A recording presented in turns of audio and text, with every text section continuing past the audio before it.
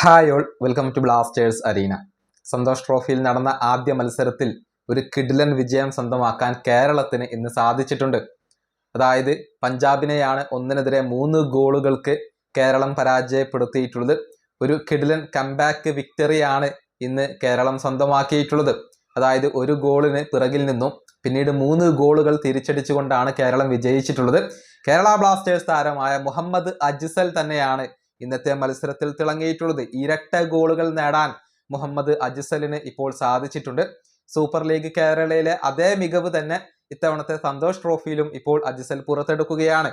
അതായത് മത്സരത്തിന്റെ ആദ്യ പകുതിയിൽ പഞ്ചാബ് ഒരു ഗോൾ നേടുകയായിരുന്നു. അങ്ങനെ ആദ്യ പകുതി അവസാനിക്കുമ്പോൾ കേരളം ഒരു ഗോളിന് പിറകിലായിരുന്നു. പക്ഷെ രണ്ടാം പകുതിയിൽ കിടിലൻ തിരിച്ചുവരവ് കേരളം നടത്തി. 55-ാമത്തെ മിനിറ്റിൽ മനോജ് കേരളത്തിന് വേണ്ടി സമനില ഗോൾ നേടിക്കൊടുത്തു. 58-ാമത്തെ മിനിറ്റിലാണ് അജ്സലിന്റെ ആദ്യ ഗോൾ പിറക്കുന്നത്. പിന്നീട് 62-ാമത്തെ മിനിറ്റിൽ അജ്സൽ മറ്റൊരു ഗോൾ കൂടി നേടുകയായിരുന്നു. നല്ല രൂപത്തിലുള്ള ഫിനിഷിംഗ് ആണ് അജ്സൽ നടത്തിയിട്ടുള്ളത്. അങ്ങനെയാണ് 1-3 ഗോളുകൾക്ക് ഇപ്പോൾ കേരളം പഞ്ചാബിനെ പരാജയപ്പെടുത്തിയിട്ടുള്ളത്. അജ്സൽ കേരള ബ്ലാസ്റ്റേഴ്സിന്റെ ഒരു പ്രതീക്ഷയാണ്.